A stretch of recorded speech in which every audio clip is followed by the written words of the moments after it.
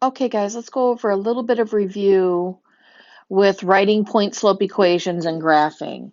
So on the first one, it wants us to write a point slope equation and graph, and you have a slope of 4 and a point that they give you that is -3, 5. So first of all, remember when you're using point slope that you're plugging pieces into this. So every time we do this, we're kind of plugging into that. Now we're going to take the information they gave us and plug it in where it belongs. So the 4 is going to go in for my m. I'm going to bring down my x minus in my parenthesis and my y minus, because that comes down every time.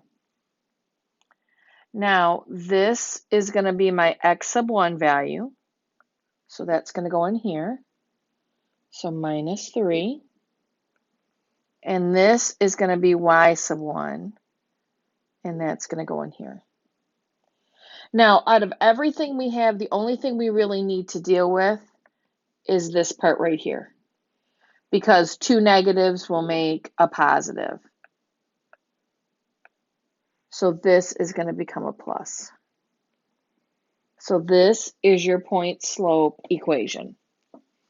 Now, if I have this slope and I have this point, we're going to use that to graph. And remember when we've talked about slope before, we said it's much easier when it's in fraction form. So if it's 4, I'm going to put it over 1 so I can have a rise and run piece. And remember, every time we go to graph, we start with this first. So -3, +5. I'm going to make my first point. And if my slope is 4 over 1, that means I'm going to go up 4 and over 1 to make my next point. Now, I really can't make any more going forward, so I'm probably going to want to go backwards. So instead of going up 4, I'm going to go down 4 and back 1. Kind of like retracing my steps. 2, 3, 4, back 1. 1, 2, 3, 4, back 1. And that'll be the last one I'm able to make. Now you can see I have a straight line there, so I'm going to go ahead, make my straight line through my points. I'm going to put my arrows on the end. Okay, now some of the time they may give you the point and a slope. You have to make the equation and graph. Sometimes you're given the equation, have to identify some pieces. So let's look at this one. Identify the slope and a point and then graph. So you can see right there that they've given you the point slope form. So remember, we said anytime we're given this plus sign, we're going to go through and know that a plus sign had to come from 2 negatives. So we're going to rewrite it. So my equation is going to look like this. Okay, now I'm going to write my general equation right below it so I can use it to start identifying some of my pieces. Okay, my m value is -1/3. Remember, my x sub 1 value is what comes after the subtraction with the x. So after the subtraction for there, it's going to be 6. The y sub 1 is what's after the subtraction with the y, so it's going to be -1.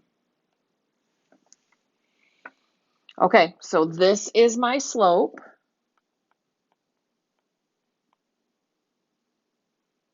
And this is my point. Okay, now I have to go about graphing it. So to graph it, remember I start with this first. So I'm going to go over 6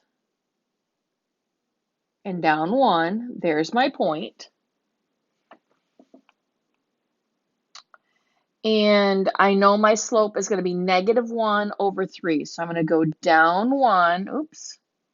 Let's make that a little thinner maybe. There we go. Down 1 and over 3 to make my next point.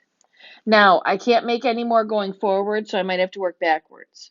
So I'm going to go up 1 and back 3,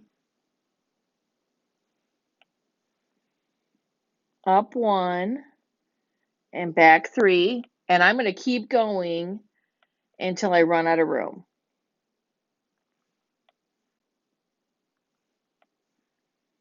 Up 1, back 3. I think maybe I can get one more here.